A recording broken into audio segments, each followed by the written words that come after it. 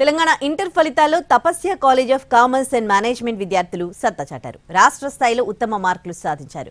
First year MEC విభాగంలో 496 మార్కులతో మానస అనే విద్యార్థిని స్టేట్ ఫస్ట్ వచ్చింది.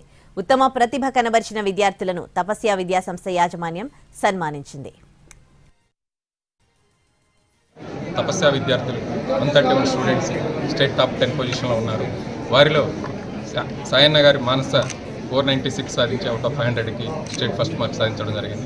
సిఈసి విభాగంలో సంయుక్త 492 సాధించి స్టేట్ ఫస్ట్ మార్క్ సాధించడం జరిగింది. అదేవిధంగా సీనియర్ ఎంఈసీలో అంకం శ్రీజ జ్యోత్స్నావులు సిఈసిలో స్టేట్ టాప్ మార్క్ సాధించడం జరిగింది. తరుణి 986 సాధించి స్టేట్ ఫస్ట్ మార్క్ సాధించడం జరిగింది.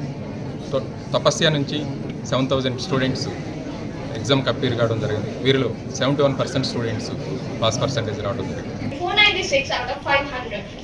I would like to thank all the parents and teachers who supported me in very well manner. And I would like to thank my parents who always believe in me and supporting me.